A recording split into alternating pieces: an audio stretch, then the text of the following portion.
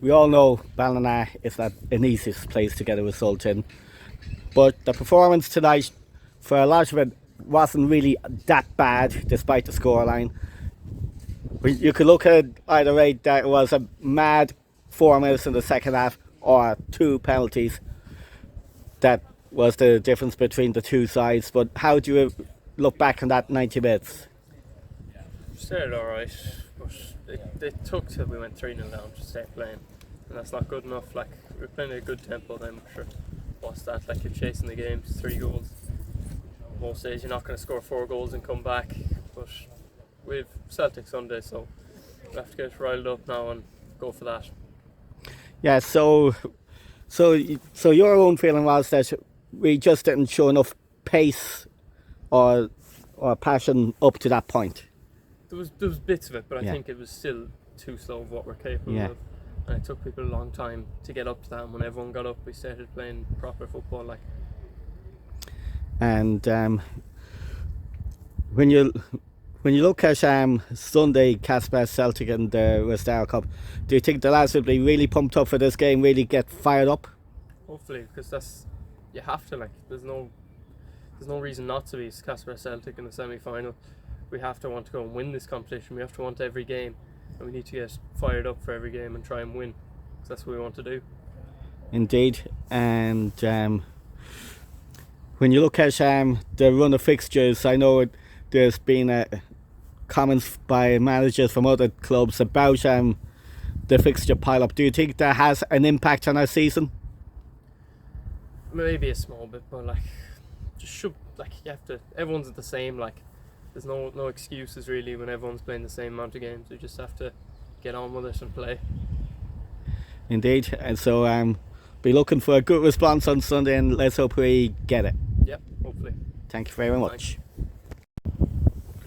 So, Ballina Town, as we all know, is a tough place to come to get a result. Lost 3-1. It's a case of 2 penalties or a disastrous 4 minutes by early in the second half. But when you put that aside, it actually was not that bad of a performance. How do you reflect on it yourself? It's quite difficult at the moment. I think anyone that watched that game in the first half would have been quite impressed what we did. We played really, really well, and we moved the ball really, really well. We managed to freshen up the side, and I think it had a big impact on that. There was a penalty against the run and play that I think the only man on the pitch that thought it was a penalty was the referee. Everybody else was a bit stunned. We plenty of chances in that first, and we probably didn't take them. A crazy spell in the first 3 or 4 minutes of the second half where they applied, like all good sides do, enough pressure to cause us problems. A brilliant reverse ball from Raf. I don't think there's too many players in this league that can see that pass. He did, and they punished us. So great finish. Again, another, in my opinion, ludicrous penalty shortly after that. Made that game, probably put that game beyond our reach.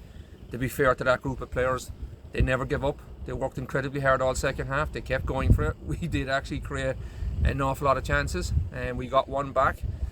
We probably had several chances either side of that and didn't take them. And we lose that game. And it's like one of those spells. We've absolutely no luck at the moment. No matter what we do, we seem to be getting punished. And I can't fault that group in lots of ways. They're working incredibly hard. We're getting lots of players back. We probably need time, but this spell probably couldn't have come at a worse point for us. And of course, it became a focal point on the local media this week, the amount of games being played, Thursday weekends followed by Thursday weekends. Other managers has actually been complaining how it's affecting their teams, and there's certainly a debate that could actually grow. There's other factors in that too. We have 6 lads doing the leaving cert. I presume that's playing on their mind as well. It's the first time I've ever seen people question in the local media even, level of preparation that we had last Sunday in relation to the game, as if we'd done no preparation. It's virtually impossible at the moment. We're not training again tomorrow. We can't ask any more of that group of players. We're going night in, night out, trying to keep going. And I think, you couldn't fault their energy levels tonight. They gave it everything, but it does have an impact.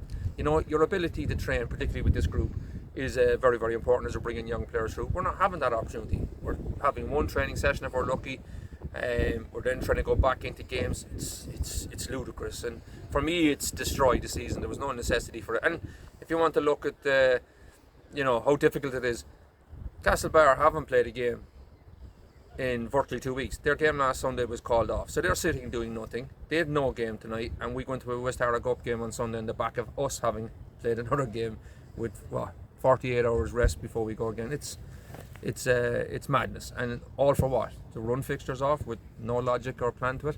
And then on top of that, we have the ingenious idea that we'll have an under 21 game right around the West Harrogate Cup final, and we load a couple of training sessions in there because the players don't have enough. And the clubs don't matter anymore. Let's just do what we want. And probably we're on the receiving end of that now at the moment, and we've 12 players called into that 21 thing, and for the rest of us who are trying to keep things going, it's becoming impossible. And how do you support it? How do you support something that punishes the group that's left behind, And that is a tricky one. So looking forward to Casper Celtic on Sunday. And I'm sure the lads, whatever about last Sunday and tonight, they'll definitely be motivated for Sunday. They know they have to pick things up. They know it's Casper Celtic. They know that they have to be firing on all cylinders to get any sort of result. And when we did play them in the league a few weeks ago, we were fair and lucky against them. Well, look, absolutely, it's another big game. I fundamentally believe in this group. I believe in all the work we're doing with these young players. I believe in the fact that when you come to train on Tuesday and see 30 players preparing hard, you see the quality that we have, that this is going to come good. It takes time. The reality is young players get punished as they start to come through. I think we have all the capability on Sunday to win that game, and we'll be looking at winning that game, and we have to bounce back, and that's difficult. When you take knocks like this, it's difficult, but we'll rock up on Sunday, and we'll certainly give that one hell of a go, and I'm really confident in this group that there's good things to come. And I can share that confidence myself. I do believe in the group. They're a special talent, great group of kids, and of course it takes time for them to mature. But as I've seen over the last year or two with the lads, they've shown their capabilities, and it's just a matter of just hitting the right gear. Yeah, absolutely. It's getting those run of results. We were on a fantastic run, and we haven't been in the last couple of weeks. There's lots of factors that have to come into it. But the most important one is they have to learn that resilience at this level.